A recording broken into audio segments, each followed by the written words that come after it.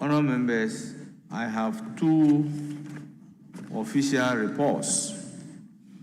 Official reports of 3rd March 2026 and 27 February 2026. Let's first correct the official report of 27 February 2026. Honourable members, any correction?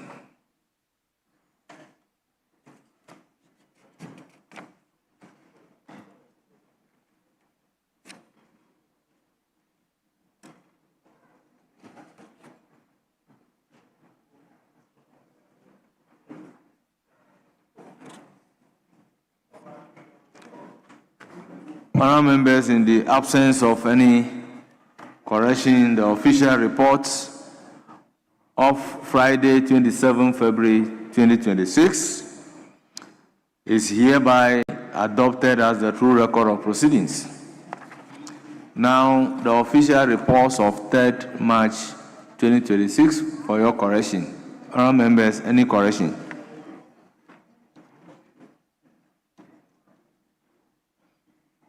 Honourable members, in the absence of any correction in the official reports of Tuesday, 3rd March 2026 is also adopted as the true record of proceedings.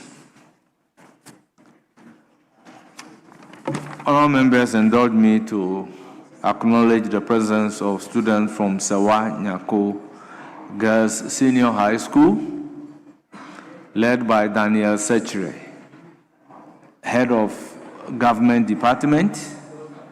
They are from Menchia South. They numbered 63. We also have students from Dominica University, led by Cecilia Jemfi Amuakoa, tour operator and guide from United States of America. They numbered 17. We also have Abokobi Presby Basic School, led by Ama Mary Osu, a teacher from Domi, Kwabenya. They numbered 72. We have Cedar Crest International School, led by Raphael Nkrumah, Vice Principal. They are from Asin South. They numbered 80. We also have Konkonuru Methodist Basic School, led by Kumi Felicia, head teacher. They are from Akuapim South. They numbered 70. Honourable members, on your behalf, I welcome our dear students to Parliament of the Republic of Ghana and urge them to have a fruitful visit. Kindly resume your seats.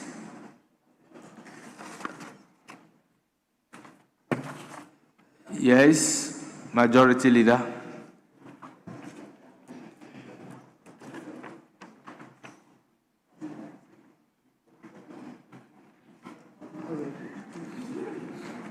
Mr. Speaker, I think we can take questions. The Minister for Roads and Highways is here. Very well. Yes. Speaker, there should be no objection to that. But just to draw the leader's attention that I see a number of motions, and a while ago, leader has shown deep regret to referrals that have been given to committees and have not been worked on. On the flip side, we have referrals that have been worked on, program, been on the order paper for a while. I have no objection. We're starting questions today. But can the leader apprise the House? What is the plan for today? Of course, I'm aware the leaders will conclude today. But what is going to happen to these motions that have been advertised on the order paper for years? Honorable Collins Dada is here. His report is ready. Honorable Minority Whip, the application is even not an application. We have a chronology of business. Now we've taken item number 5. All that the majority leader is seeking to do is that we should proceed in that order by taking item numbered 6. Speaker, I am not objecting. I am supporting him, but I'm also reminding him that those businesses have been on the order paper for a while. So if he's not thought about we actioning on them, he should also be considering it. But I am not objecting to we taking questions. I'm not. Very well. Honorable members, the Honorable Minister for Roads and Highways is scheduled to respond to some questions. He is again dutifully in the House. May I humbly ask him to take the designated seat whilst I call on Honorable Kwame Anyimedu entry to ask the urgent question numbered 587. Right, Honorable Chair. Honorable Anyimedu is not available, and he's asked that I ask the question on his behalf. How did he ask you to ask the question? He's giving me the authority to Very well. Please do. Yeah. Thank you very much. Right, Honorable Speaker, I rise to ask the Minister for Roads and Highways when the Odumasi Town roads will be completed. Thank you. Yes, Honorable Minister.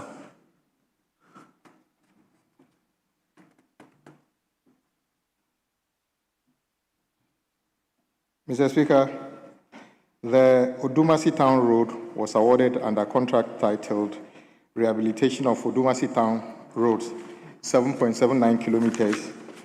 The project commenced on the 9th of December 2024, 2 days after the 2024 elections, for completion by 8th of June 2026. The contractor carried out just about 15% of the works and left the site. Efforts have been made to get the contractor back to site to complete the outstanding works. Thank you, Mr. Speaker. Honourable Member, any supplementary question? Yes, right, Honorable Speaker. Honorable Minister, we're not looking at the efforts, but all things being equal, what the people of Asante-Achum Central is interested is the completion of the roads. In your own capacity as the minister, what are you doing to get the work completed? Are we going to terminate and re-award or what? We want to see some concrete steps that you want to take. If you can outline that to the House, we will be grateful. Thank you. Yes, Honorable Minister. Mr. Speaker, my colleague has a very important question. There are steps that needed to be taken before you can legitimately terminate a contract.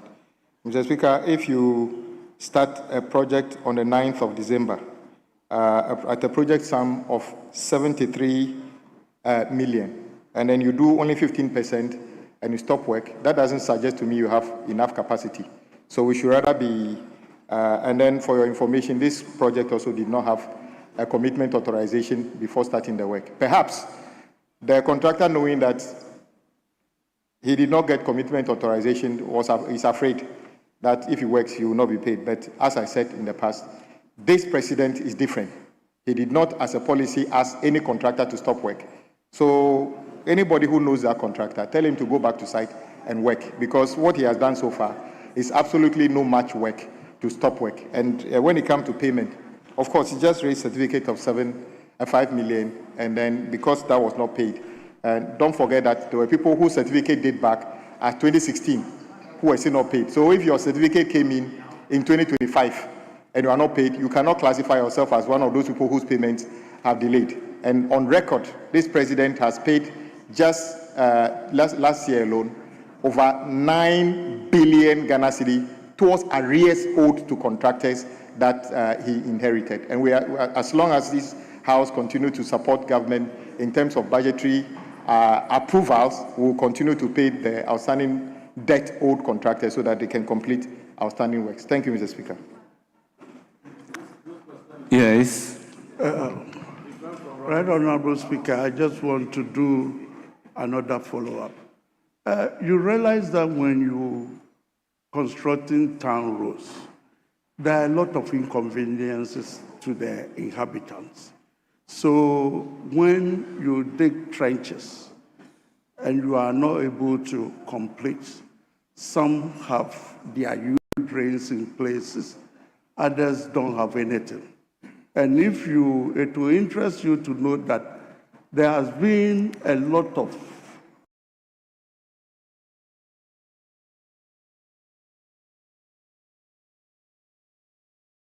88.7.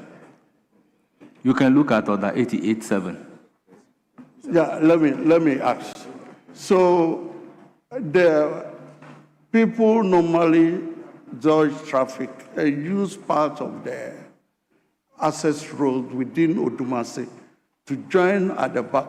Honorable member, So you cannot use a supplementary question to make a statement. what I'm asking is that You are violating order when are you going to 88.7A. do the needful such that the roads will be completed? We are interested in the completion of the roads. That was the question asked.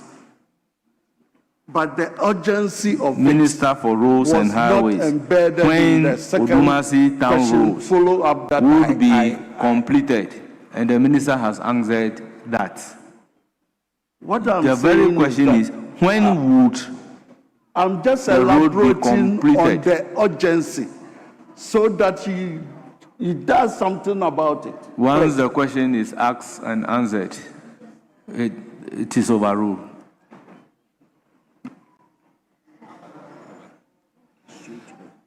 So, Right Honorable Speaker, I just want to plead with the minister to do the needful by hurriedly terminating and re-award. We will be interested in that Well, for the completion I of will the take project. that to be a suggestion, but not a question for the minister It's to not answer. a question. I'm just suggesting to the minister Very to well. do that in order to expedite action on Very the well. completion. Very well. Thank you very much. Honourable Member, this being a constituency-specific question, we then take question number 615, standing in the name of Al-Hassan Umar, Member of Parliament for Zabzugu.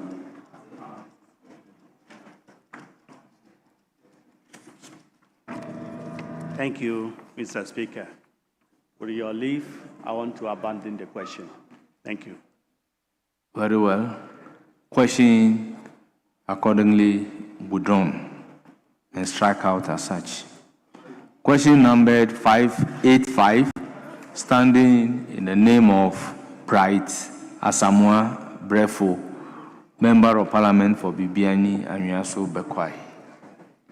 Thank you, Right Honorable Speaker, for giving me the opportunity to ask the Minister for Road and Highways the plans the ministry has in upgrading of Praga roads in Bibiani.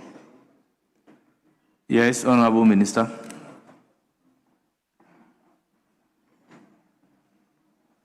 Mr. Speaker, the Praga roads have been captured under the contract titled Rehabilitation of Selected Roads in Bibiani in the Western North region. The contract commenced on the 6th of February 2025 for completion by 5th of August 2026. The contractor is currently on site and works are ongoing. Any supplementary? Right Honorable Speaker, no, just to thank the Minister and make sure that the work. Honorable Member, this is also a constituency-specific question. Let's move to question number 599, standing in the name of Honorable Alhaji Hassan Mumuni, Member of Parliament for Salaga North.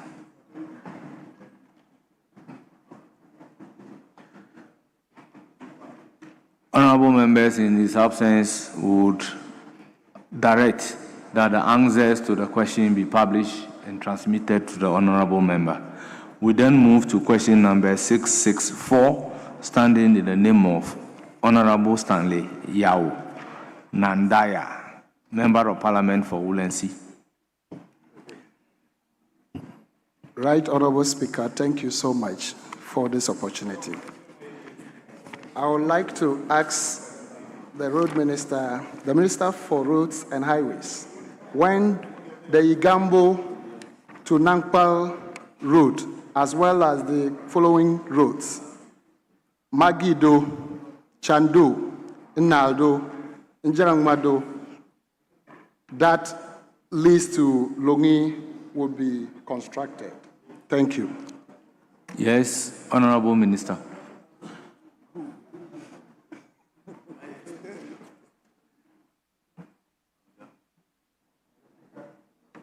Mr. Speaker, the Egambo Nakpal Road. Currently, there are no programs scheduled on this program. Future programs, engineering design studies have been carried out on the road for consideration upon availability of funds. The Lugni Majido roads. Mr. Speaker, similarly, there are no programmed activities on this road. Engineering design studies will be carried out on the road for consideration upon availability of funds. The Lugni Chando road. Mr. Speaker, there are no programmed activities on this road currently. Engineering design studies will be carried out on the road for consideration when funds become available. And then Lungi Na Uldo road. No activities currently. Engineering design studies will be carried out on the road for consideration when funds become available. Logni Jera Gando road. Mr. Speaker, there are no programs currently ongoing on this project, this road. Engineering design studies will be carried out on the road for consideration upon availability of funds. Thank you, Mr. Speaker. No member, any supplementary question? Yes, Mr. Speaker. Thank you very much. I would like to find out from the Road and Highways Minister if there could be any interventions on those roads, even though there are no activities, standing for. But I believe that they could do something about those roads. Whenever it rains, those communities, Honourable some member, communities you are are cut off. violating Order 88.7. Thank you, I'm guided. Yes, Honourable Minister. Mr. Speaker, I appreciate the point my colleague is making on the nature of the road. We regularly carry out routine maintenance on roads such as this. We are about to roll out our 2026 routine maintenance activities from May. I would assure my colleague that we'll do something about it during the routine maintenance activities. Thank you, Mr. Speaker.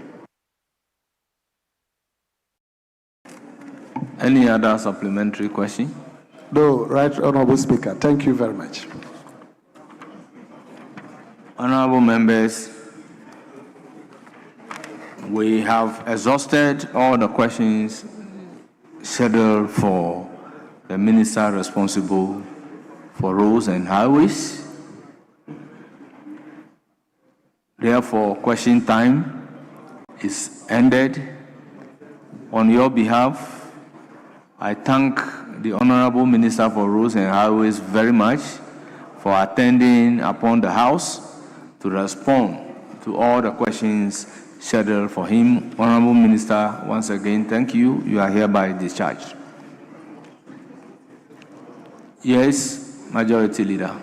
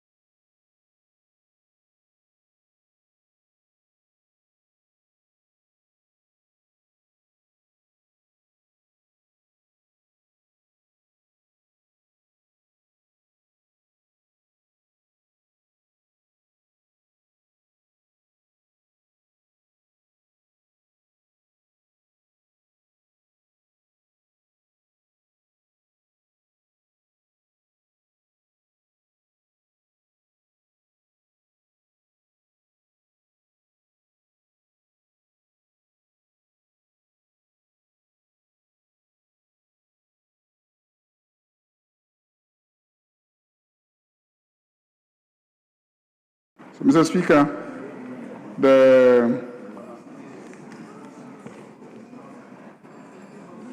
the Committee on Independent Constitutional Bodies reports are ready, so if we can lay them, the papers.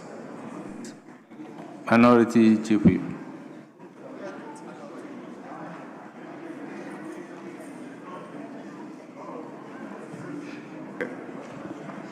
Yes, Speaker, we can take it. We can take it. Very well. Honourable members, at commencement of public business, item numbered 8, presentation of papers.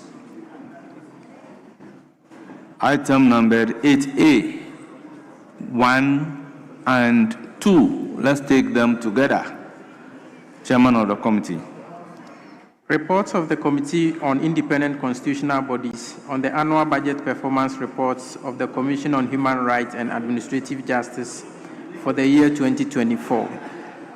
Report of the Committee on Independent Constitutional Bodies on the Audit Committee report of the Commission on Human Rights and Administrative Justice for the year 2024. Honorable members, the reports numbered item 8, A, I, and II at page 4 of today's order paper have all been duly presented. They are for distribution to the honorable members. Yes. Yes, Majority Leader. Are we taking item numbered B? Speaker, that is so. We'll take What are we going to say? item number 7. Item number 7. We'll take the statement from the member listed under 7C. Mr. Speaker. I was asking of 8B. Oh, okay. Yes, Mr. Speaker. Speaker, the indication is that we can lay it. We can lay the reports and then take it. That's 8B. Yeah, we can lay it, Mr. Speaker. Very well. Item numbered The chairman 8B. Yes. By the chairman of the committee. Speaker, the chairman has just stepped out. So, Speaker, I want to seek your leave to lay it on his behalf. Yes, the application is to lay on behalf of 8B, report of the Finance Committee. Speaker, we have no objection to it. item numbered 8B. Report of the Finance Committee on the Value for Money Office Bill 2026. Honourable members, the report has been duly presented. It is for distribution to honourable members. Yes. Do we take item 9 as a motion? Speaker, before we take item number 9, our small prayer is that in the interim we take item number 7C. Are we sitting on Mondays? Speaker, no, but the agreement is that every on Wednesdays, if the time permits, we can take a couple of statements, Mr. Speaker. 7C. Yes. Speaker, he doesn't find favor with us. He's picking and choosing. A while ago, we're led by the majority leader, and we had to lay 8A and B. Then he jumped to 8A, I, and II. Then he jumped to B. Then we have item 10. And I had earlier drawn the attention of the majority leader. Item 10 is getting dusty on the order paper. Then we also have your report. No. They are item 13.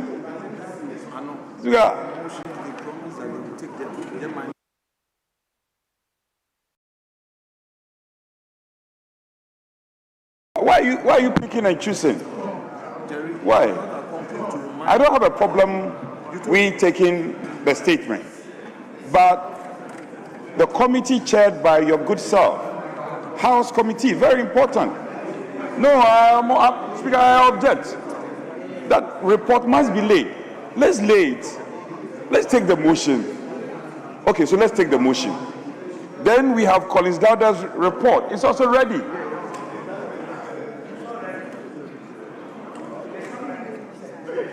So when are we going to take it?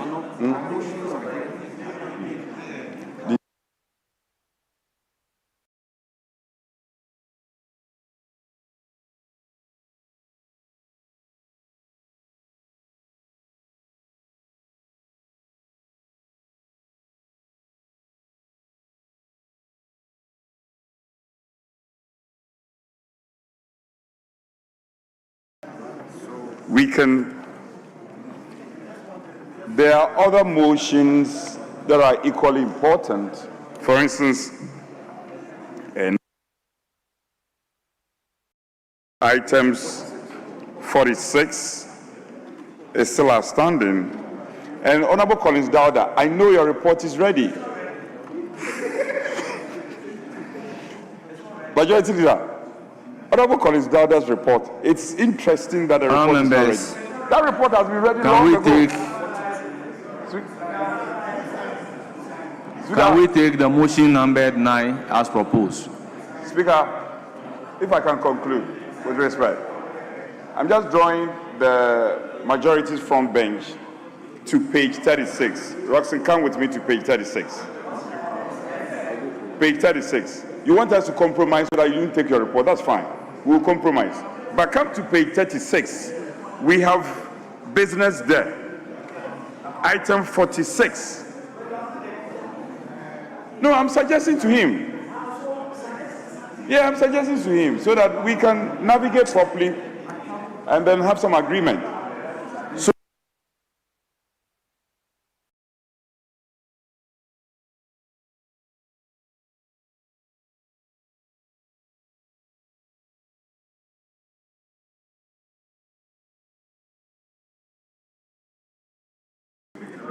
Speaker, I have heard my brother and his lamentations, but the agreement is that we take one statement from the honourable member Ayo Ntebe, then the leaders will conclude. Are you ready? Are you ready now? Are you ready? Speaker, the agreement is that we take one statement, then the leaders will conclude. We'll come back to motion number 9 so that the leaders will conclude. can he repeat that? I didn't get that. What are the businesses that you are scheduling? Propose them properly for the records. Speaker, my proposal is that we take item number 7C, then we take item number 9 for the leaders to wind up on the SONA. Then, depending on the mood of the House, we can look at other business. Mr. Speaker. Speaker, I can assure my colleague that, in fact, today the mood of the House is good. So he should include item 46. Please include item 46. The mood of the House is good. We have to take it. We have to take it.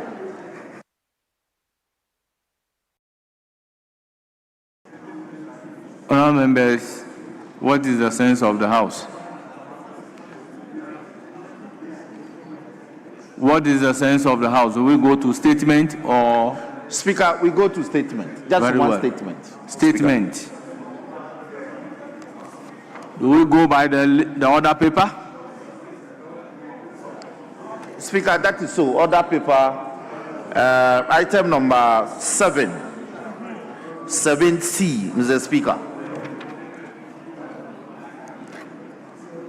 Members, item number 7C, statement in honor of Ntebe, Ayo, William, Tatale, Sanguli. You have the floor. Honorable member for Tatale, Sanguli, you have the floor. Thank you, Right Honorable Speaker, for the opportunity as I made this statement with great concern to draw the attention of this August House to a matter of great importance that continue to undermine the integrities of Ghana's democratic process, particularly the poor demarcations of electoral boundaries and the persistent issues of overcrowding police stations across this country. Mr. Speaker, the right to vote is the cornerstone of our democracy, but the condition under which Ghanaians exercise this right is becoming increasingly problematic. In several constituencies, including my own, Tatali Sanguli, the demarcations of electoral areas has not kept pace with the population growth and immigration pattern. As a result, we now see polling stations with greater population far beyond the Electoral Commission prescribed limit, creating logistic bottleneck, long queue, delays, and sometimes, in some cases, voters' disenfranchisement. Mr. Speaker, this overcrowding is not just a matter of inconvenience. It brings suspicion, frustration, and sometimes chaos, which are precursors to electoral disputes. When citizens are forced to waste hours under the sun, only to be told voting has ended or materials are inadequate, tensions arise. When results from the overbearing polling stations are delayed or questions mistrusted, this situation becomes fertile ground for allegations of rigging, voter suppressions, and general mistrust in electoral process. Furthermore, Mr. Speaker, the current demarcations of electoral boundaries often fail to reflect the true socio-political and demographic reality on the ground. Many communities feel misrepresented or completely neglected because boundary lines are drawn without sufficient consultations and review. This leads to disputes, not just during the election, but in the broader context of governance and development. Mr. Speaker, I call on the Electoral Commission to take urgent steps as part of the reform processes to review and update the demarcations of electoral areas and constituencies to reflect population changes, settlement pattern, and emerging communities. The Commission should also, as well, increase the number of polling stations and voting centers, particularly in densely populated areas, to reduce congestions and enhance the efficiency of voting. Though the current threshold of voters for the polling station is a little beyond 700, it is better managed if it could further be brought down to 400 per polling station. In addition, Mr. Speaker, the Commission should engage in broader stakeholder consultations with community leaders, civil society, political parties, before finalizing demarcation changes. The Commission should also strengthen the voters' education and awareness to ensure all citizens are aware of where and how to vote ahead of time. Mr. Speaker, we cannot allow poor planning and outdated boundaries to jeopardize the peace and credibility of our elections. Electoral reforms must not only focus on technology and transparency, but also on the practical reality facing the voters at the grassroots. Ensuring further representation and smooth electoral processes is not a privilege. It is a democratic necessity, and we must scale up the modality to accommodate all citizens, no matter where they live in the country. Thank you, Right Honorable Speaker, for the opportunity. Honourable members, that is a statement ably made. It's time for comments. And how many comments from each side are we taking? Speaker, we'll just take one.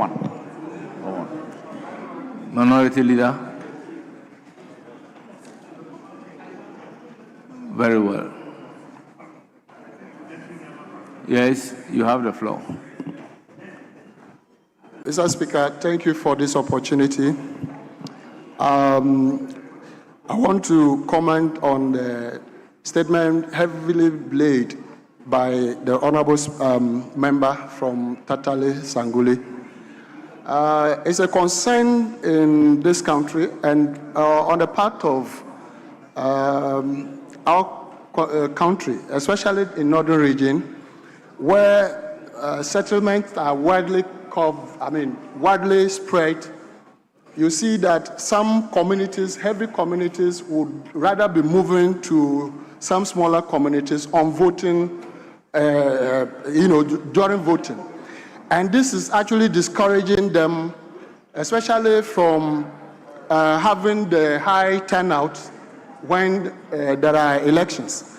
If you look at Welesi, for instance, we have a community called Mapedo. It's a larger community with thousands of people, but they rather convey their people to other settlements to vote. And this is actually discouraging them.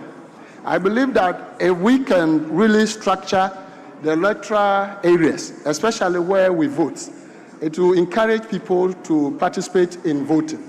So, Mr. Speaker, I will not talk much, but I think that I support this very statement that it should be considered and worked on. Thank you very much for this.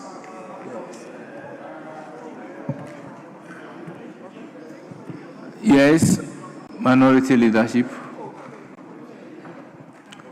Yes, majority leadership. Speaker, I'll yield to the honorable member for Brekum. Honorable member, you have the floor. Thank you, Leader, for yielding to me. Thank you, Mr. Speaker.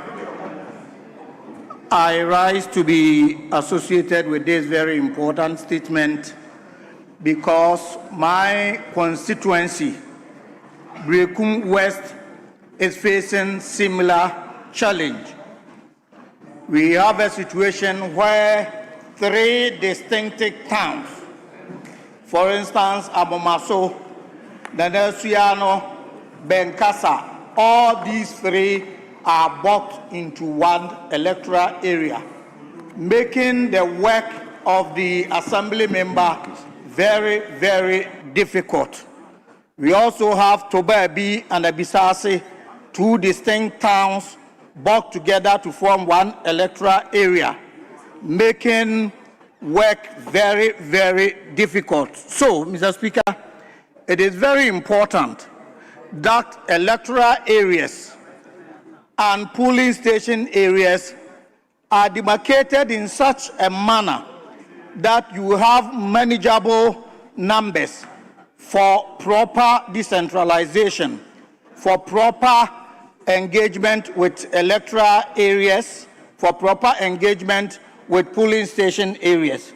So it's important we look at the current demarcation where one electoral area will cover about 20 square meters. And I think these things should be looked at and worked on. Thank you, Mr. Speaker.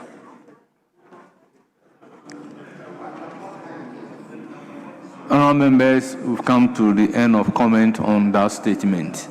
Yes, Majority Chief Whip, any indication? Speaker, the indication is that we'll take item number 9 so our leaders can conclude. Mr. Speaker.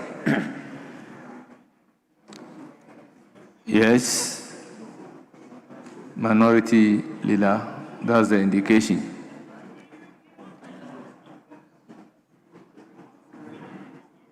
Well, at conclave, let me announce that leaders are speaking for 30 minutes, half an hour.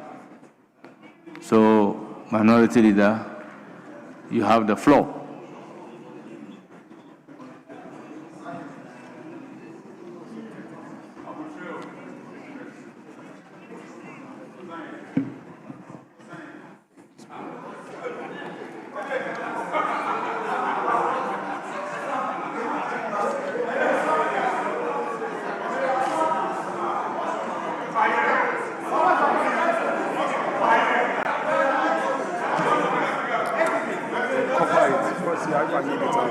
give it to her. If I need it, I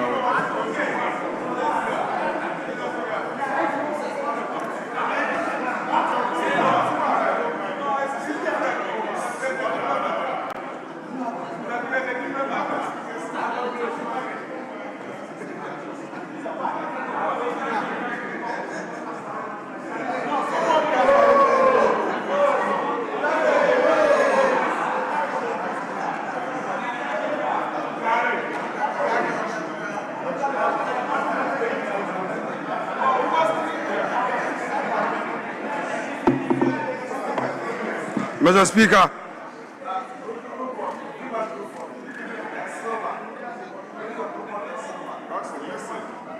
this afternoon,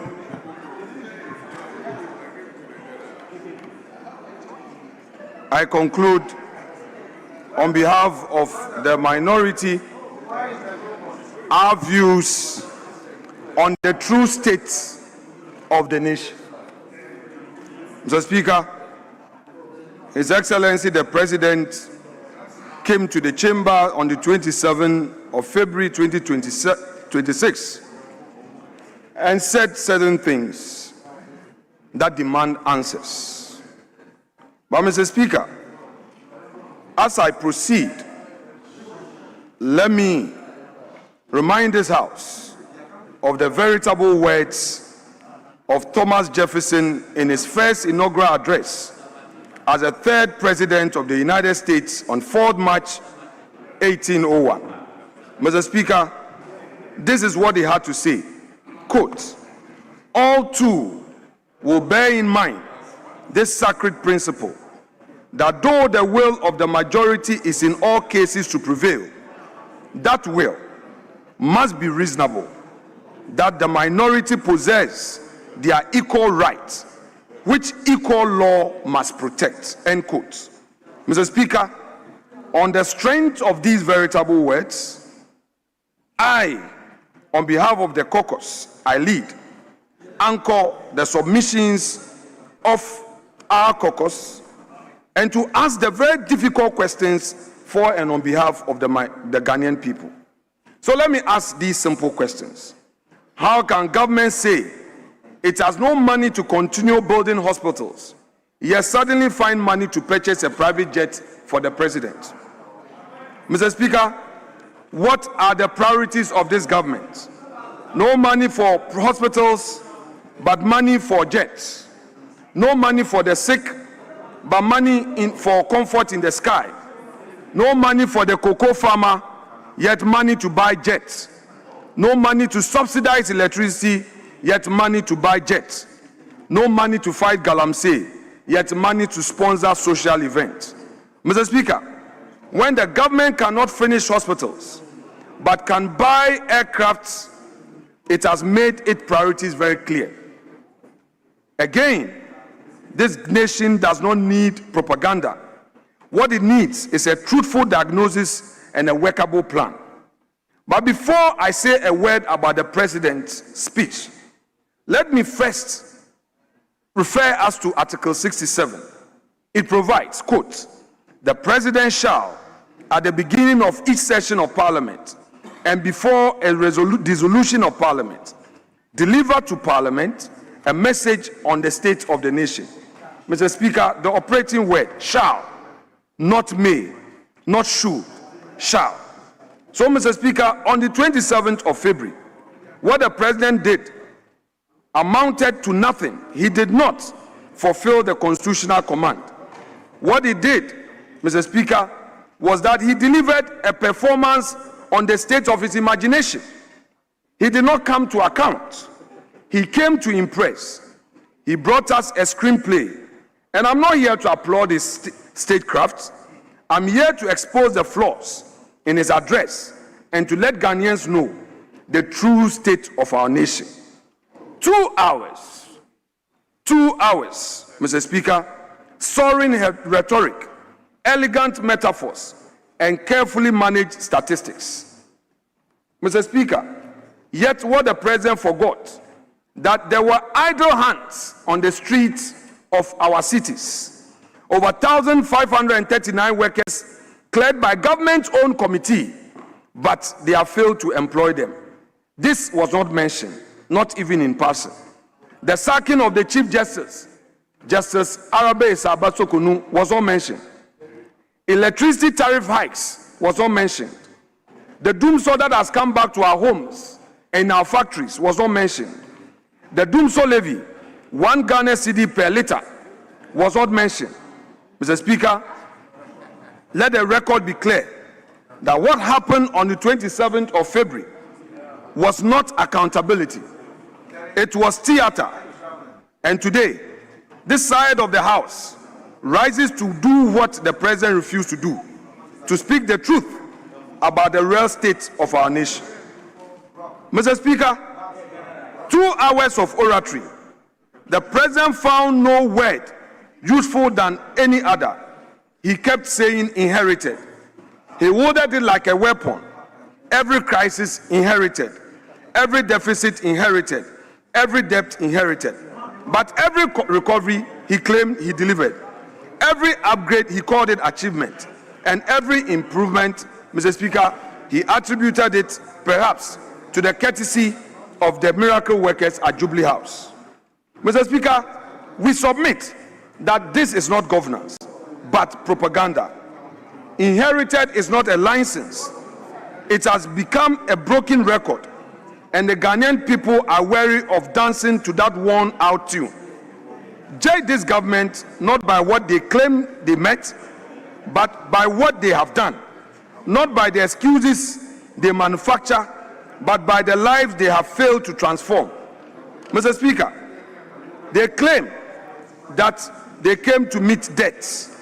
But what they forgot is that, Mr. Speaker, the previous government went extraordinary lengths to ensure that the country was safe, the economy could run, and public sector workers were paid. Mr. Speaker, economic recovery that the President referred to and celebrated was as a result of prudent economic management that came before him. Mr. Speaker, those decisions were necessary.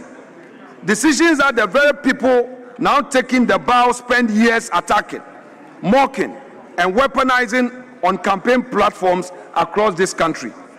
When Ghana's economy buckled under the weight of post-COVID-19 pressures and accumulated structural weakness, it was the MPP that made the hardest call in recent Ghanaian history. We went to IMF, we negotiated extended credit facility, we structured the debt, we imposed fiscal discipline at enormous political cost.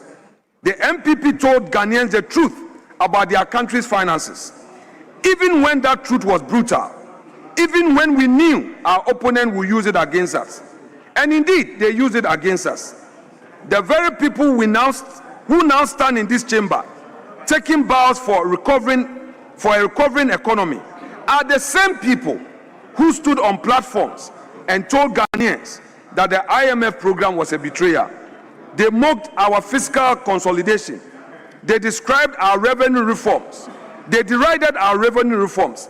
They weaponized our sacrifice to win election.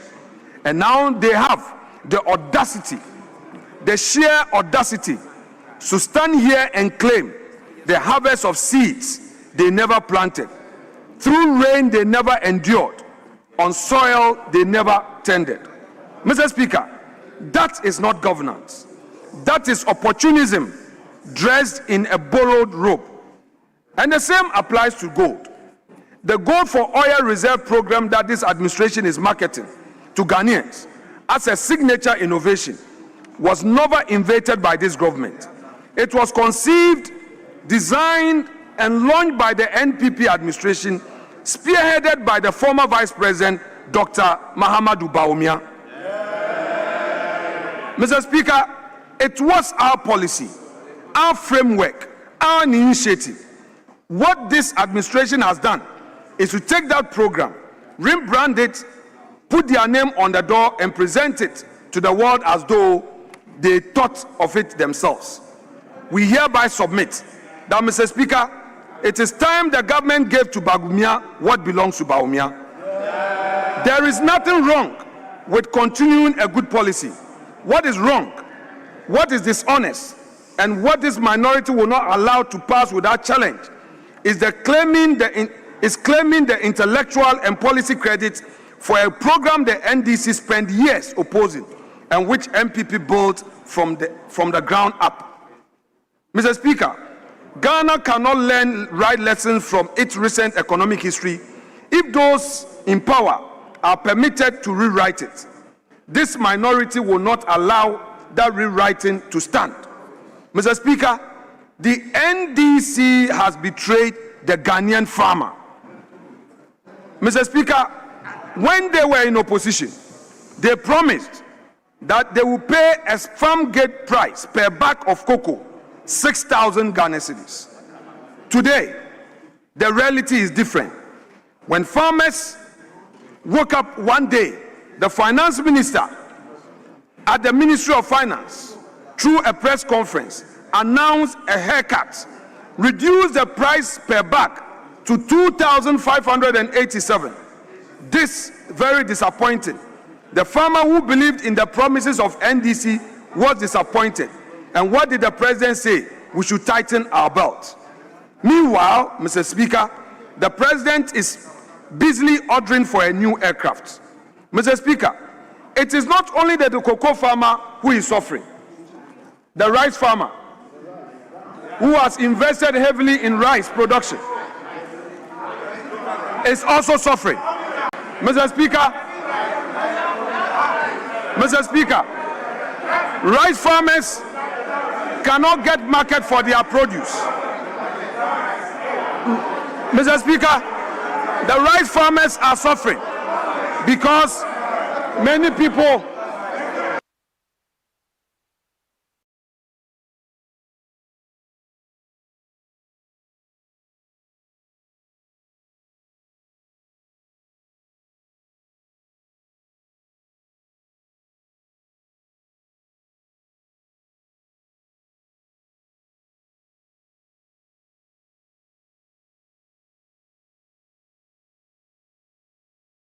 Minority Leader, your microphone is off. Your microphone is off. You have the floor.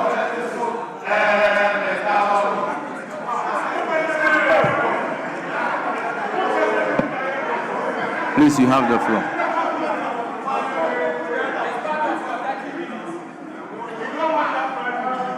Mr. Speaker, people are now depending on cheap imported rice, and our farmers who invested heavily in rice production are not getting market for their produce. Mr. Speaker, those who have cultivated yam are also suffering. Mr. Speaker, they are not getting access to the market. Nobody is supporting them, and this government is only depending on gold. They are only interested in gold board, promoting galamsey. And Mr. Speaker, we cannot abandon our farmers and think that by promoting illegal mining and getting cheap gold, we will be developing our economy. Mr. Speaker, this government is under that illusion that there are gains in what it is doing. Mr. Speaker, this government is bound to fail. Mr. Speaker, if illegal mining can be stopped, Mr. Speaker, then government must show seriousness. It's a public health emergency, and it is a generational crime against children not yet born.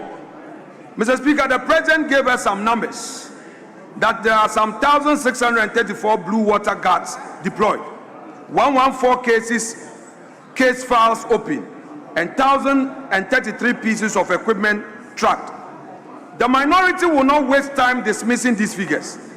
The water is still brown, they should know. The land is still scarred. The rivers are still dying. We note the reported seizure of approximately 1,000 Shamfang excavators at Tema Port. Mr. Speaker, this we welcome.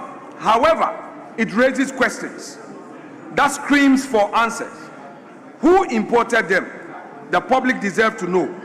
And let me be clear, Those machines must be publicly destroyed without delay, not stored in a government warehouse where they can be quietly retrieved, not reallocated to some favored contractor.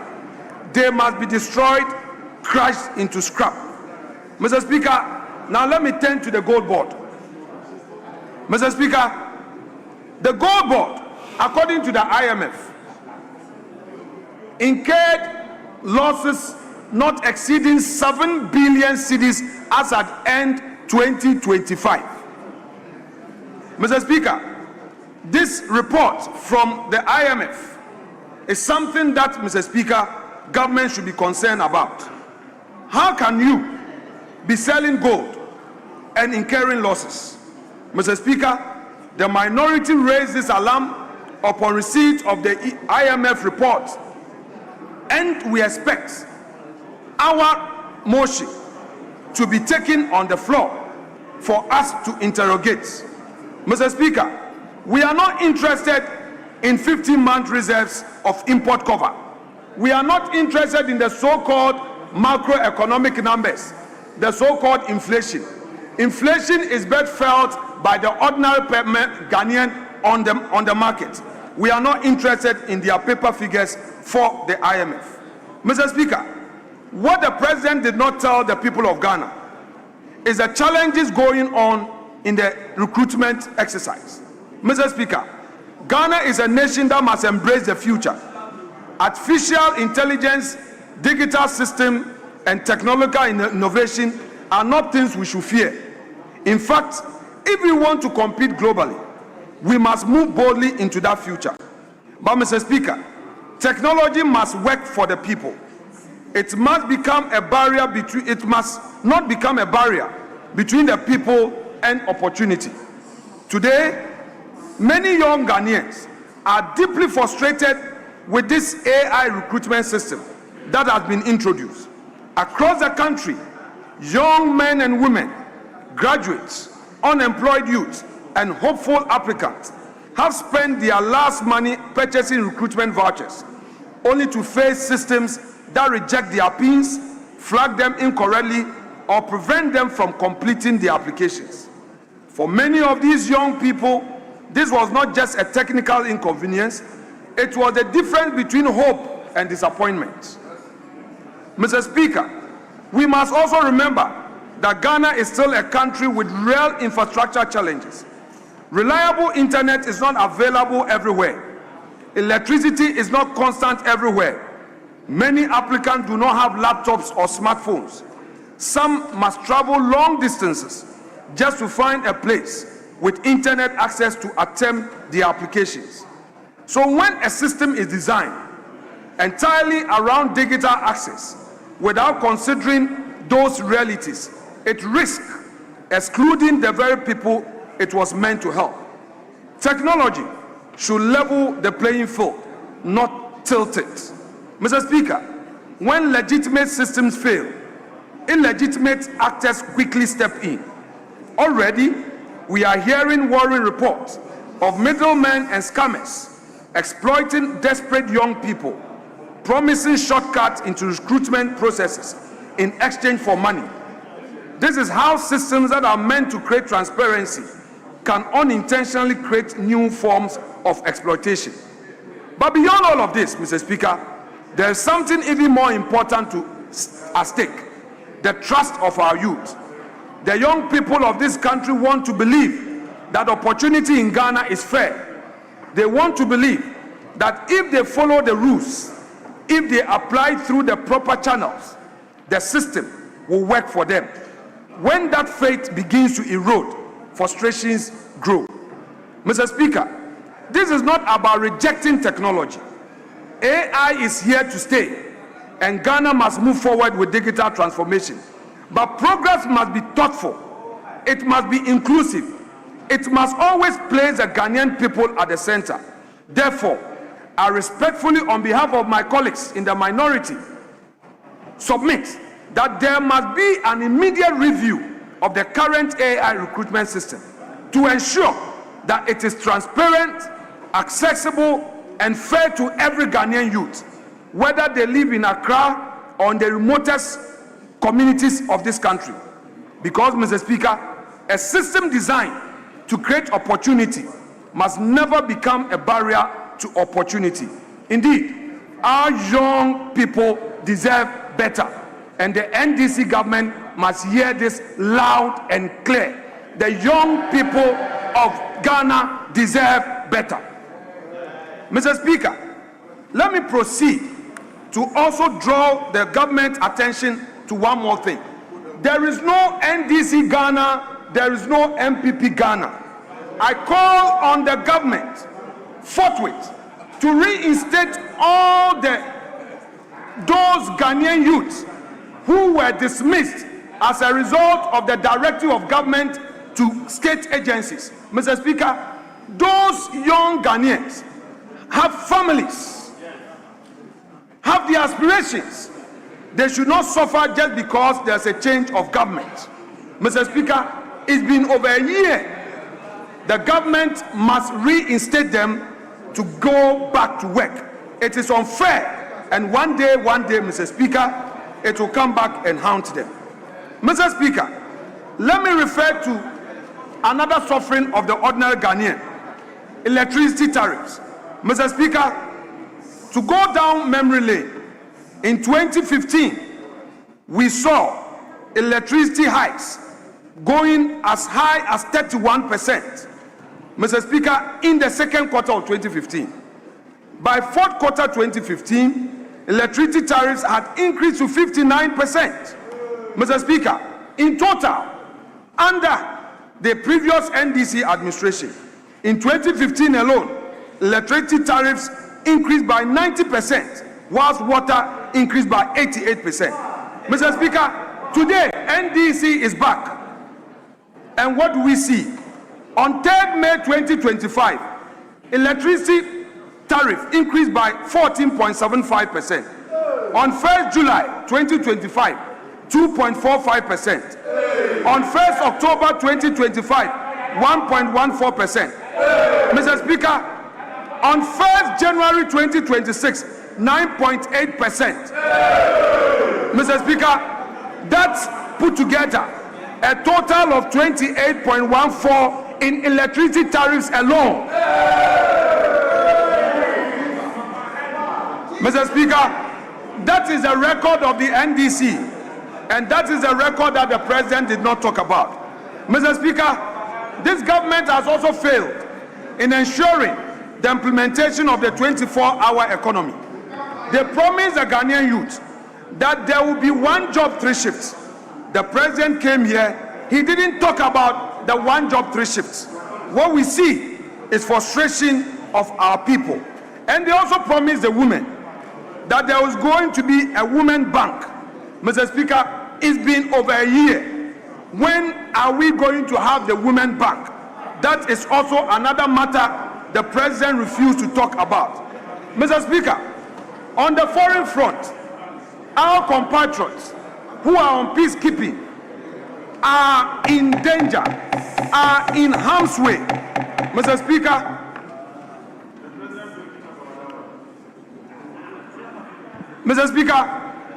on a true state of the nation, we expected, Mr. President, to talk about the suffering of our soldiers in peacekeeping. Mr. Speaker, we are aware of their predicament, the bombing in the area that they are. But Mr. Speaker, the president has not spoken about it. None of his ministers has even had the courage to come to Parliament to address the nation on this. Mr. Speaker, we, the caucus, the minority caucus, hereby say that, Mr. Speaker, we are with our compatriots who are in Lebanon. We share in their pain. Those who are injured, we wish them a speedy recovery. And we urge government to take steps in ensuring that the necessary support systems are in place, the proper diplomatic channels are engaged to protect our compatriots who are on peacekeeping in Lebanon. And then, Mr. Speaker, in Burkina Faso, what happened to our market women? 8 of them killed. No concrete steps were taken to help the families. And Mr. Speaker, again, we say To their families, we mourn with them. Mr. Speaker, we stand with them, and we expect government to take steps to support their families and not to abandon them. Mr. Speaker, it's been several months after the unfortunate helicopter crash. We know that the finance minister has a heavy responsibility. What we understood from the president then was that the finance minister was to act for some few weeks to enable him appoint a new defense minister. Mr. Speaker, unfortunately, because defense security is not the priority of this government, to date, there is no substantive defense minister appointed to take affairs of state at the defense ministry. This, Mr. President, did not talk about, and we see it as a major policy failure of the government. Mr. Speaker, we urge the president to prioritize the security of Ghanaian lives and ensure that our defense ministry is properly manned by a minister with full responsibility. Mr. Speaker, what the president did not also talk about is the human rights abuses we have seen the past year. Many appointees on our side were either arrested without warrant or, Mr. Speaker, even when they themselves had reported themselves to the investigative agency, Mr. Speaker, they granted them very onerous bail conditions with an attempt to keep them, and instead of the Attorney General using the court to prosecute cases, he decided to use press conference to persecute them. Mr. Speaker, we find this very unacceptable. Mr. Speaker, the president has told us that under the independence, the 69th independence of our republic, the theme, building prosperity, restoring hope. Mr. Speaker, we beg to ask the question, what hope are we restoring when the president is failing to address issues in the private sector? What hope have we when the president is not creating jobs? What we want the government to know is that, Mr. Speaker, no matter how long it takes, they have just 3 years left. We, the minority, would endure. We will stand with the people of Ghana, relying on Martin Luther King's words. We cannot walk alone, and as we walk, we must make the pledge that we shall always march ahead. We cannot turn back. The minority will never turn back. We will work with the people of Ghana. We will stand firm for their interests, and we know that, Mr. Speaker, come 2028,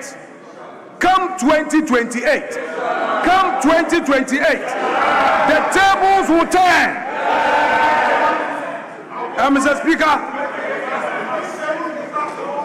for those, Mr. Speaker, for those who are abusing their power and authority, let me remind them that the ravening clouds shall not long be victorious. They shall not long possess the sky. We urge them to be measured in the exercise of their duties, even as they are in public office.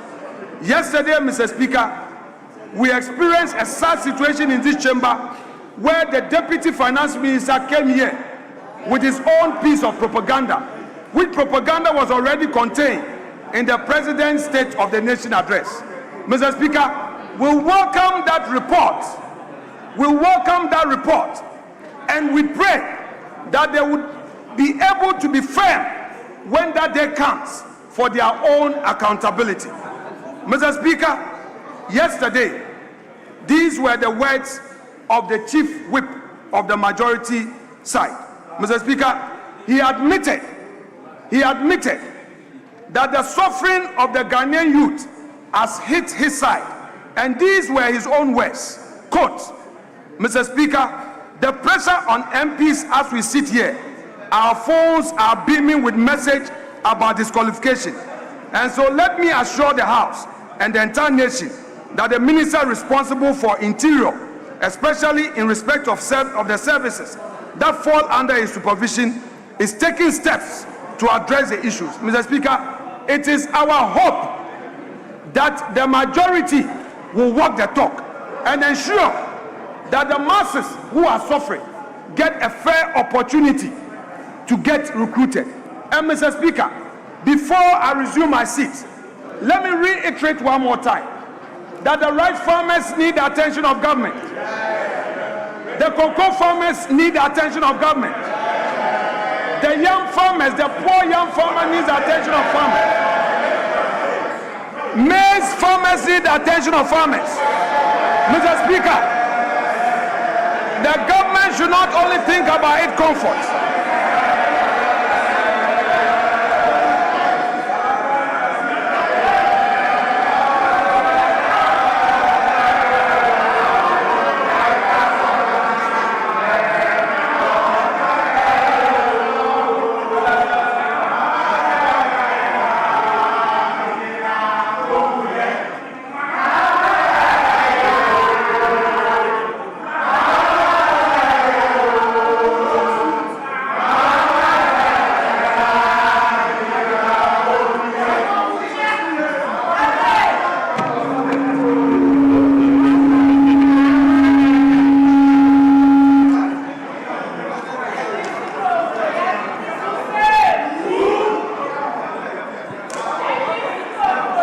Mr. Speaker,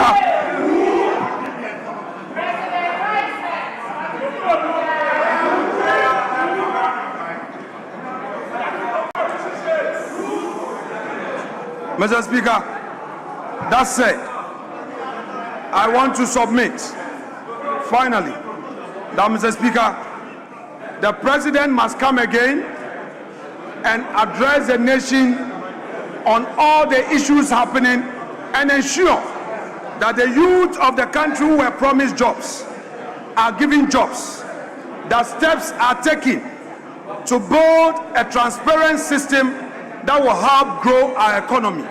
If they come honestly and work with us, Mr. Speaker, we would work with them for the sake of our country, Mr. Speaker. That said, I want to thank you very much. Your time is up.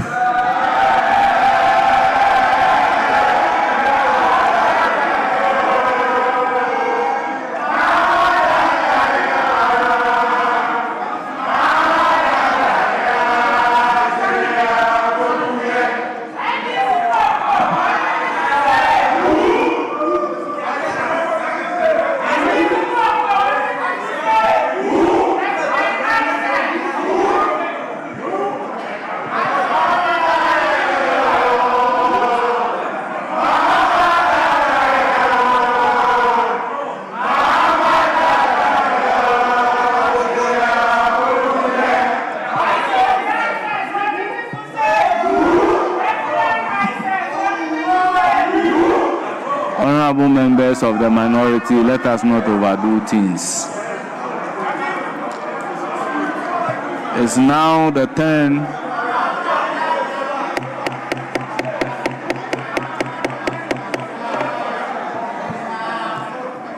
Honorable members, let us not overdo things.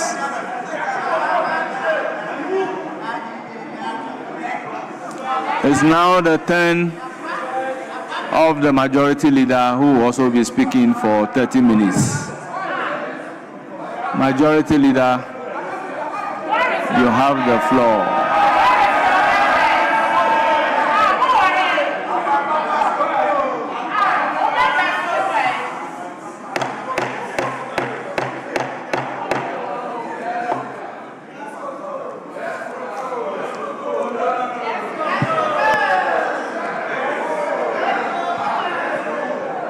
Honorable members of the minority, we should not be compelled to do what we shouldn't do.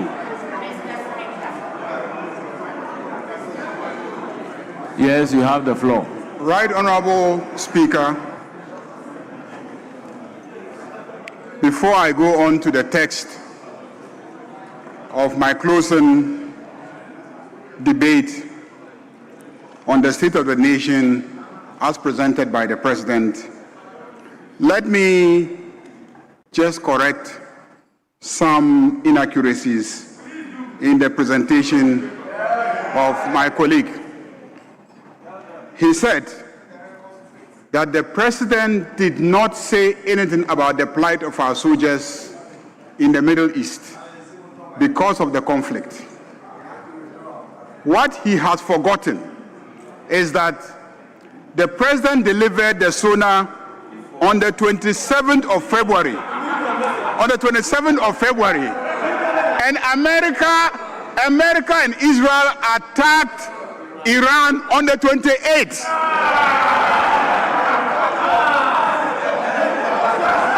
A day after, how could the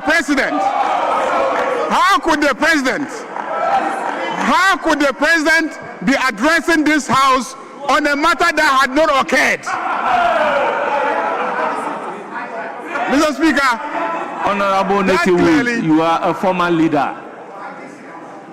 With all due respect, Honorable Netiwood, you are a former leader. Mr. Speaker, again, he questions the commitment of this government by saying that we should not keep excavators and chamfangs in warehouses. We should burn them. Mr. Speaker, in which civilized world would a government seize excavators, dozers, trucks, and burn them? In which civilized society will a nation do that? Those equipment have alternative uses. Someone might bring it in with the intention of using it for an illegal purpose. But when the state seizes it, that equipment is available to be used for a perfectly legal purpose. And so I cannot fathom how the leader of the minority will suggest that every excavator seized at the port, not at the mining site, seized at the port, should be burned at the port. But when we run out of ideas, we hear all those things. Mr. Speaker, we gather here not merely to fulfill a formal constitutional debate on the sonar, but to bear witness to a national resurrection. For 3 long years, our republic walked through a valley of economic shadows, a wilderness where the air was thick with the dust of devaluation and the ground was cracked by the heat of excruciating debt. We were a nation that forgot how to dream because we were too busy trying to survive. We were a people whose resilience was tested until the very marrow of our national character was laid bare. But as the old proverb teaches us, and as the president so poignantly reminded this House, however long the night, the dawn will break. Mr. Speaker, look out of this August House. That dawn is no longer a distant promise we recite in our prayers. It is a rising sun that is warming the hearts of our people from Hamile to Hafasini. The state of our nation is no longer a story of survival. It is a chronicle of revival. It is the story of a people who refuse to let the fire of the Black Star go out. Let us be clear-eyed about the ruins we inherited. On the 19th of December 2022, Ghana fell. We declared a debt default, a dark, cold day when our national wealth was no longer our bond. We inherited a shackle of 80 billion in energy debt and an economy gasping for air with inflation at 54.1%. Our reserves were depleted. Our credit was crushed. Our youth looked at the horizon and saw only a wall of uncertainty and despair. But Mr. Speaker, a house is not judged by how it stands in the sun, but by how it held firm during the storm. When the winds of that default threatened to rip the roof off our republic, there were those who whispered that Ghana was finished. They suggested we were a failed experiment, but they were wrong. under the Resetting Ghana agenda, we did not just patch the leaks, we reinforced the foundation. We chose the difficult part of structural integrity over the easy part of political convenience. We performed a fiscal bypass on a dying economy. And today, Mr. Speaker, the patient is not just walking, the patient is running and ready to fly. In a spectacular display of fiscal athleticism, our cedi has ceased its frantic retreat. It has appreciated by 40.7% against the US dollar and 30.9% against the pound. We settled a 709 million euro bond ahead of schedule, not because we had excess, but because we had discipline. Today, the global arbiters, Fitch, Moody's, and S&P now sing a chorus of approval with a triple credit upgrade. This is not a trophy for the cabinet. It is a certificate of strength for every Ghanaian who kept faith when the nights were cold. Mr. Speaker, my friends on the other side say they are just statistics. To them, I say numbers are the language of the state. But food is the language of the home. General inflation has plummeted to 3.8%. Food inflation has been tamed to 4.9%.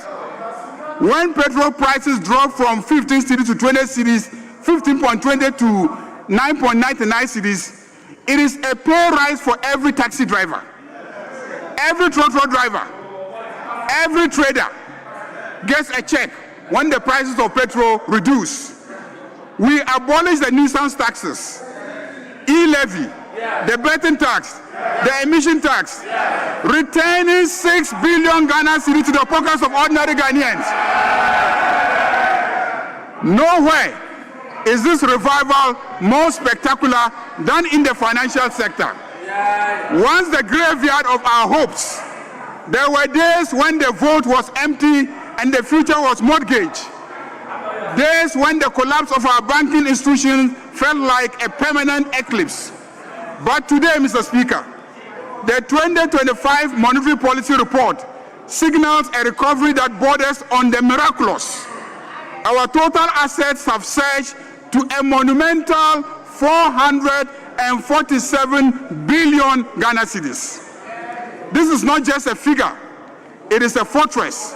It is a testament to a system purged of its weaknesses and fortified by integrity. We have moved from the precipice of systemic collapse to a summit of liquidity. We have ensured that the savings of the Ghanaians are no longer a gamble, but a guarantee. Let me repeat that. We have ensured that the savings of Ghanaians are no longer a gamble, but a guarantee. Mr. Speaker, the heart of this republic beats in our cocoa farms. So let me speak about cocoa farms. For decades, the Ghanaian farmer was spectator to the wealth generated by his own beans. They bore the heat of the sun, whilst others enjoyed the sweetness of the chocolate. We have shattered that glass ceiling. By institutionalizing the cocoa sector reforms, we have ensured that the historic surge in global cocoa prices is delivered directly to the farm gate. We have moved the producer price to unprecedented heights, ensuring that when the world pays more for a bar of chocolate, the farmer in Setui, Enchi, Tepa finally sees a reflection of that value in his pocket. That is the essence of the reforms in the sector, so that the world market price will move directly to the farmer. Today, when the world market price is bad, the farmer will feel it. But by the system we have put in place, when tomorrow the world market price is good, the farmer will stand in good stead. This is not mere comments. It is the restoration of the dignity of the Ghanaian soul. We are moving from being exporters of raw toil to masters of our own industrial destiny, investing in local processing, so that made in Ghana becomes a global standard of excellence, not a colonial footnote. Yet, Mr. Speaker, let us speak the truth that the corridors of power often fear. The call for accountability, and I hear my colleague, the minority leader, speak about human rights abuses and harassment of ex-dual appointees of the NPP. Mr. Speaker, the call for accountability is not a pursuit of vengeance. It is a requirement of constitutional hygiene. When a regime exits the corridors of power, leaving behind a trail of depleted reserves, astronomical debt, and unvowed for expenditures, the silence of the successor is not statesmanship, it is complicity. To ignore the financial misdeeds of the past is to tell the future that the public purse is a trophy for the swift rather than a trust for the people. We cannot build a reset Ghana on a foundation of impunity.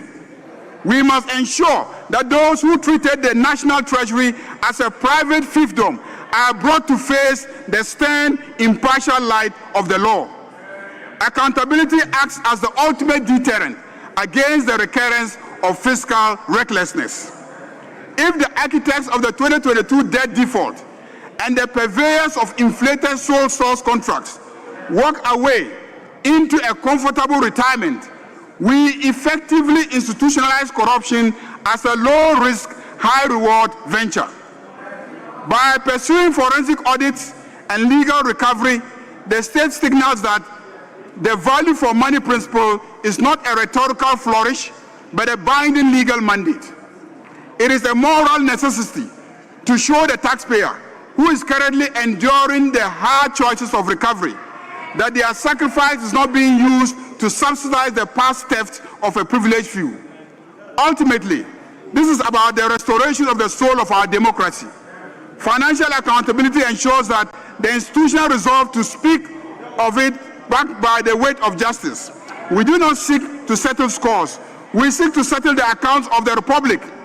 Only by cleaning the stables of the previous regime can we guarantee that the new dawn we are building is not just a change of faces, but a fundamental change in the character of Ghanaian governance. The Accra Reset is our continental manifesto. With the passage of the 24-hour Economy Authority Bill, we have unlocked the gates of productivity that were locked by the sunset for 60 years. Let me repeat them, Mr. Speaker. With the passage of the 24-hour Economy Authority Bill, we have unlocked the gates of productivity that were locked by the sunset for 60 years. Critics ask, why a 24-hour economy? Critics ask, why a 24-hour economy? I tell them, because poverty does not take a break at 8 p.m. Hunger does not sleep. We are breaking the 8 to 5 shackles. Backed by an initial 110 million Ghana cedis, we are turning the dead of night into the bread of life. From the Accra-Kumasi Expressway to the Volivo Bridge, Ghana is once again a construction site. We are creating jobs. We are expanding businesses. We are not just building roads. We are building arteries for commerce. With 27,000 new jobs in our garment factories, we are stitching the fabric of a new middle class. We are rebalancing the scales of justice through education. The No Fee Stress initiative has already shielded 152,698 first-year students from financial exclusion, a number set to rise to 220,000 students. In health, we launched Mahama Cares with a 2.9 billion Ghana cedis fund for chronic diseases. Should a father have to choose between university fees and his wife's dialysis? Should that be the case? Today, we are tearing up that ledger of despair. We have seized our sovereignty from the hands of donors and placed it back into the hands of our doctors. We are ending the no-bed syndrome, because a hospital bed is a right of citizenship, not a price for the privilege. Our Feed Ghana program is the pillar of our sovereignty. We are procuring 660 tractors and 400 combined harvesters. We are determined to slash out $400 million poultry import bill by raising 10 million birds on our own soil. We will not be a nation that begs for what we can grow. Let me repeat that. We will not be a nation that begs for what we can grow. And let it be known, the era of the sole source contract is dead. The value for money office bill is our sword against waste. Mr. Speaker, as I take my seat, let us remember that the Republic is larger than any political party. It belongs to the nurse in Ho, the teacher in Gambaga, the fisherman in Mori, the youth in the Dawa industrial zones. Nations endure not because they are spared trials, but because their people refuse to surrender. We were tested by the furnace of death, and like the fine gold of our soil, we have emerged purer and stronger. Let history record that in 2026, we did not just build prosperity, we restored the soul of a nation. We chose action over apathy. We chose the light of accountability over the darkness of complicity. We chose the farmer over the financier. The dawn is no longer breaking, Mr. Speaker. The morning is here. It is a morning of work, a morning of justice, a morning of hope, and that morning, bright, bold, and beautiful, belongs to the people of Ghana. I thank you, Mr. Speaker.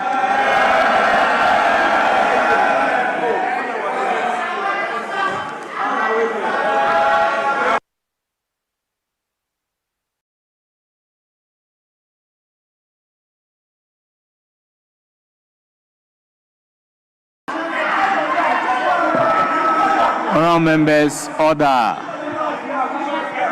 Honourable Nuruddin, order. Honourable members, can we have order?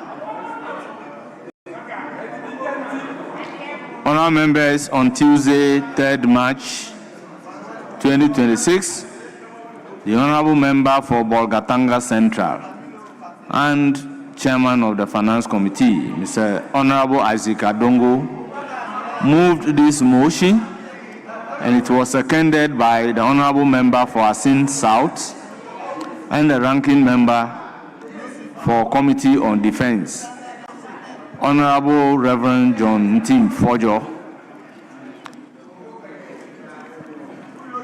As was determined by the leadership, the two leaders have successfully concluded the debate today.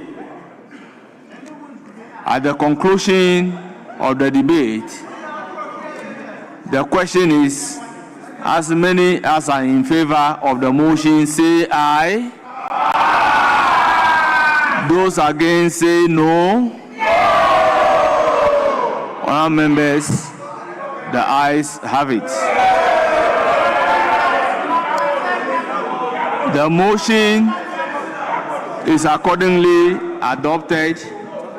I shall, in accordance with Standing Order 72(4), formally convey the gratitude of the House to His Excellency, the President of the Republic of Ghana.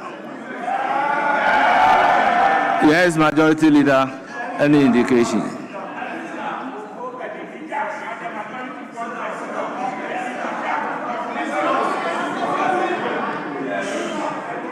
Speaker.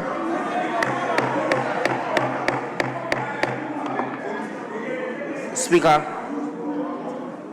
we today, as leaders have concluded the debate on the SONA, we think that it's an opportune time to adjourn for today, so that tomorrow we can come back at 2 p.m.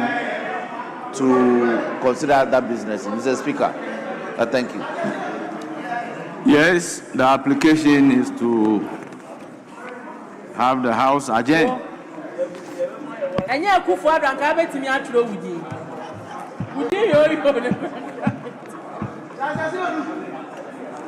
Honourable members, there is an application to have the House adjourned. Any seconder?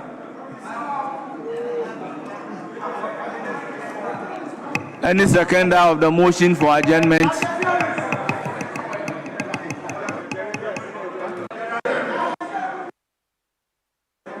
Yes, thank you. Speaker, whilst I proceed to second the motion, Speaker, there is something that is persistently becoming consistent in this chamber. And Speaker, there is the very important need for you to take a careful look at that. Speaker, the leader of the minority stood up. And Speaker, visibly so, you saw him. But Speaker, you ignored him. And I also stood up. And Speaker, it was for a reason, because we wanted to have a vote on this matter. And Speaker, you watched us, ignored us, failed to even call us or pay any attention to us, and you proceeded. And Speaker, it is a parliament of two members. Membership on this side and membership on this side. So if we cannot have our say, Speaker, then what is happening to our parliament? Speaker, we needed to have our say. And we stood up with the purpose that you should have heard our leader. Speaker, respectfully, if you had heard our leader, it would have spoiled nothing. It would have meant that we are prosecuting democracy. It would have meant that the other part, which is this part, the minority, would have been heard. And Speaker, we cannot be always thrown under the bus with a view that you will not pay attention to us when we stand up to express our views. Speaker, I think that this is very important. You always need to pay attention to us when we stand up, respectfully.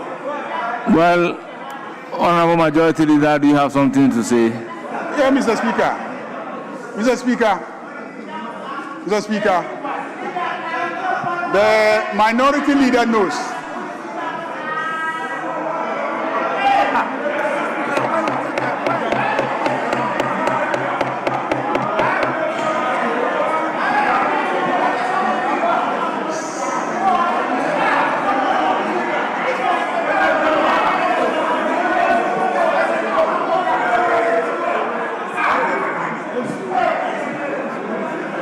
Mr. Speaker, on a lighter note,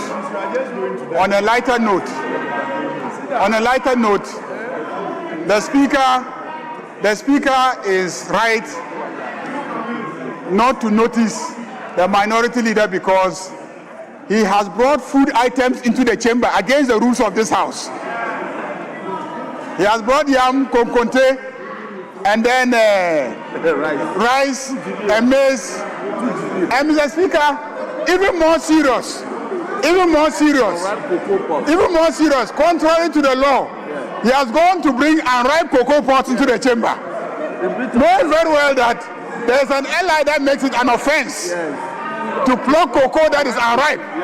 The Minister for Lands and Natural, former Minister for Lands and Natural Resources is here. He knows that you cannot pluck unripe cocoa and then bring it to this chamber. All the cocoa that you have displayed today are unripe cocoa that you plucked in clear violation of the law. See the green part of it. Clear indication that it is unripe cocoa. Mr. Speaker, I think that we had gotten to the end of the day. I don't think Speaker intended to disregard the minority, but we had just all spoken and we're just to adjourn. And so I thought that there was really no issue here. But if the minority took offense, I'm sure going forward we'll address those issues. Thank you, Mr. Speaker. Honourable members, I take note of the submission of my very good friend Jerry with great concern. Honourable members, I have given the 30 minutes opportunity to the minority leader to speak. I have also given 30 minutes opportunity to the majority leader to speak. Honourable members, at the conclusion of the debate, when the speaker is speaking, you don't interrupt by the rules. You do not interrupt by the rules. The rules are very clear that when speaker is speaking at the conclusion of the debate, you do not interrupt. If you want to raise an issue regarding the question, you wait. When the question is put and response is given, and the speaker said the ayes have it, that is the point you get up to challenge the vote. But you do not get up when the speaker is on the floor speaking. The standing order is very clear.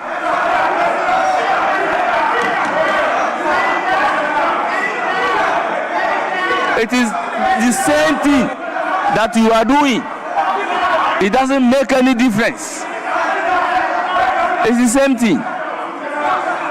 So why do we always want to create the impression that anytime I am presiding, I'm being unfair to you?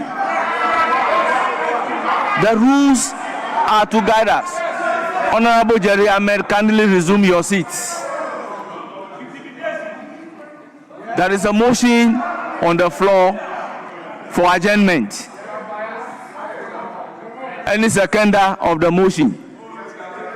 I seconded the motion. I only proceeded, Speaker, respectfully, to make a point. Once the motion has been seconded. Speaker, whilst I was making that point, I want you to understand that the minority leader stood up at the time he was supposed to have. And it was timeless. Speaker, the minority leader stood up at the time he was supposed to have stood up. The moment you asked, that was when the minority leader stood up. And Speaker, it's not out of disrespect. Speaker, it's not out of disrespect to you. And Speaker, he acted just within the rules, not without reference to the rules, and not with any disrespect to you. Speaker, and that is key. Speaker, I respect you. I just want you to understand that the minority leader stood up at the time he was supposed to have done so. He did that timelessly. And just as you prescribed, that was exactly what he did. And I needed to place that on record, Mr. Speaker. Thank you very much. Honorable members, I may be blind tomorrow, but today I am not blind. The House is accordingly adjourned till Thursday, the 12th day of March 2026 at Speaker, at midday. at 12 noon. Adjourn accordingly.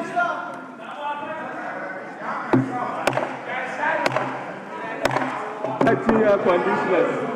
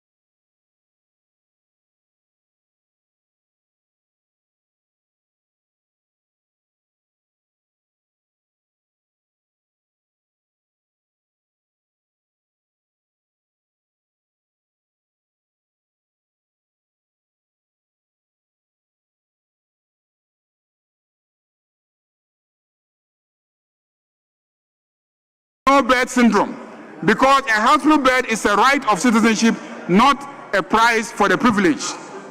Our Feed Ghana program is the pillar of our sovereignty. We are procuring 660 tractors and 400 combined harvesters. We are determined to slash out 400 combined harvesters. We are determined to slash out $400 million poultry import bill by raising 10 million birds on our own soil. We will not be a nation that begs for what we can grow. Let me repeat that. We will not be a nation that begs for what we can grow. And let it be known, the era of the sole source contract is dead. The value for money office bill is our sword against waste. Mr. Speaker, as I take my seat, let us remember that the Republic is larger than any political party. It belongs to the nurse in Ho, the teacher in Gambaga, the fisherman in Mori, the youth in the Dawa industrial zones. Nations endure not because they are spared trials, but because their people refuse to surrender. We were tested by the furnace of death, and like the fine gold of our soil, we have emerged purer and stronger. Let history record that in 2026, we did not just build prosperity, we restored the soul of a nation. We chose action over apathy. We chose the light of accountability over the darkness of complicity. We chose the farmer over the financier. The dawn is no longer breaking, Mr. Speaker. The morning is here. It is a morning of work, a morning of justice, a morning of hope, and that morning, bright, bold, and beautiful, belongs to the people of Ghana. I thank you, Mr. Speaker.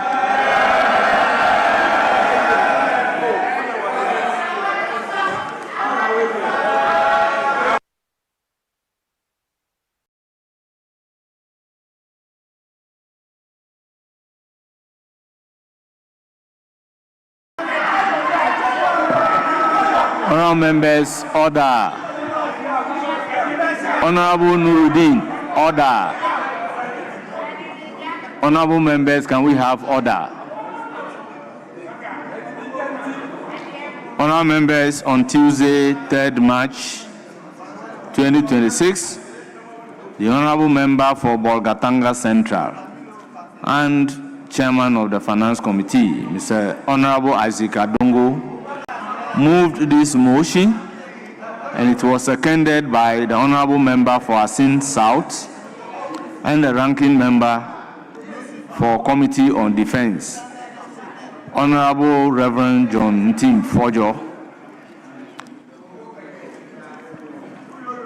As was determined by the leadership, the two leaders have successfully concluded the debate today. At the conclusion of the debate, the question is, as many as are in favor of the motion say aye. Aye. Those against say no. Honourable members, the ayes have it. The motion is accordingly adopted.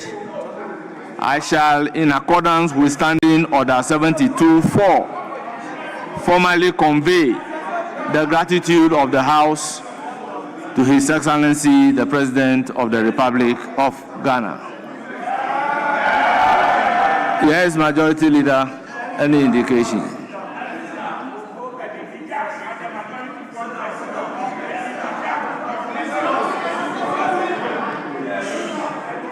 Speaker.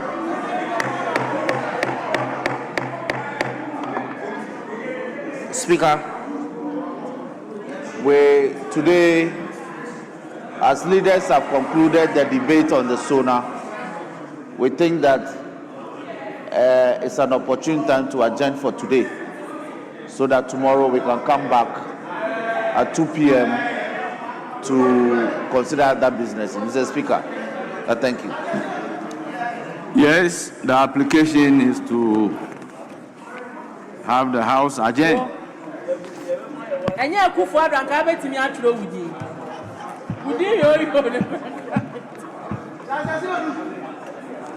Honourable members, there is an application to have the House adjourned. Any seconder? Any seconder of the motion for adjournment?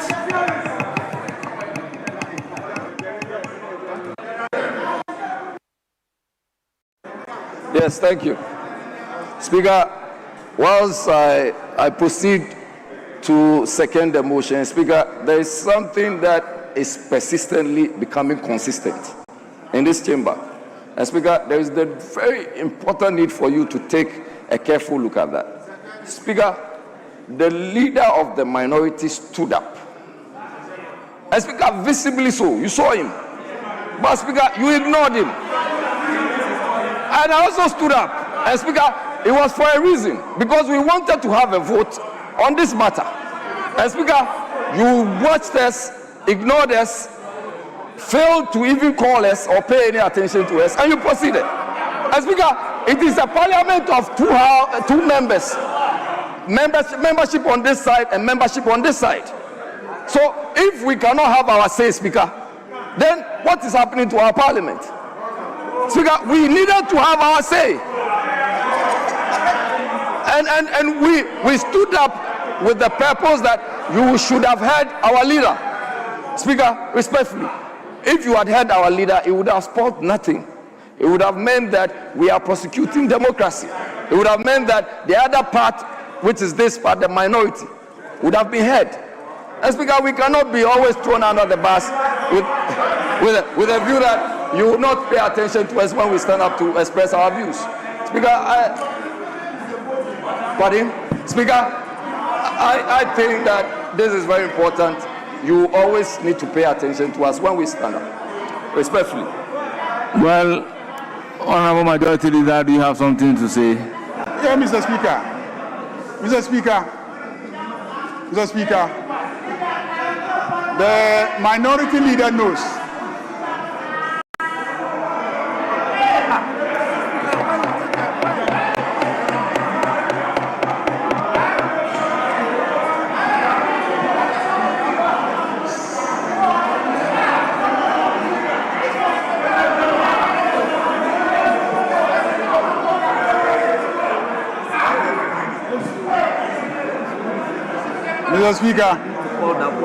Mr. Speaker, on a lighter note,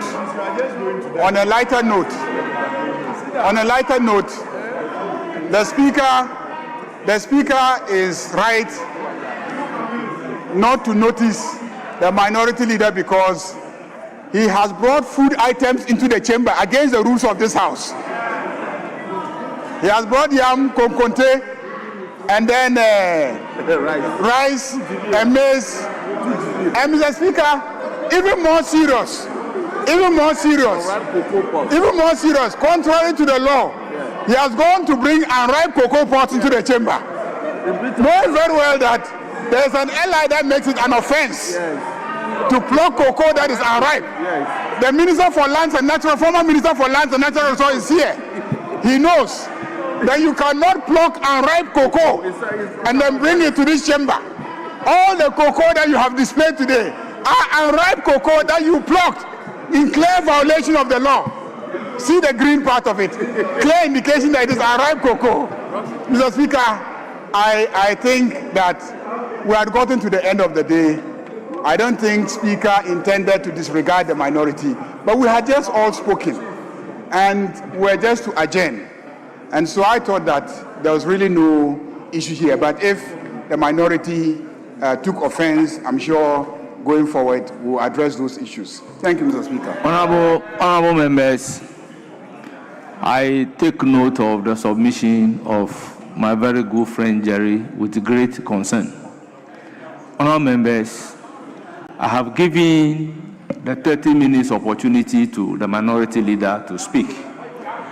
I have also given 30 minutes opportunity to the majority leader to speak. Honourable members, at the conclusion of the debate, when the Speaker is speaking, you don't interrupt by the rules. You do not interrupt by the rules. The rules are very clear that when speaker is speaking at the conclusion of the debate, you do not interrupt. If you want to raise an issue regarding the question, you wait. When the question is put and response is given, and the speaker said the ayes have it, that is the point you get up to challenge the vote. But you do not get up when the speaker is on the floor speaking. The standing order is very clear.